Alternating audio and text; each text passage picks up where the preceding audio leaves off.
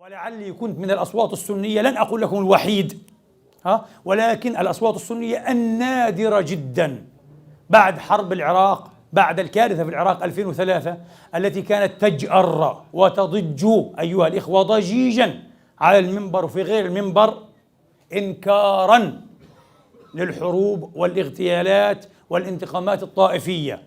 وفي البداية كانت انتقامات من القاعدة ضد الشيعة، كنت أستنكرها باستمرار طبعا، وأنا أستنكر أيضا كل ما يقوم به شيعي أو غير شيعي أيضا من استهداف للإخوة السنة، للسنة، لن أقول لأهلنا لأنني سني، للإخوة السنة، للإخوة الشيعة، أستنكر هذا أيضا وأغضب غضبا شديدا. يعني لا يمكن أن أدافع عن شيعي وأسكت عن سني، إني إذا لأهبل، إني إذا لطائفي، أليس كذلك؟ على أني سني ولست شيعيا.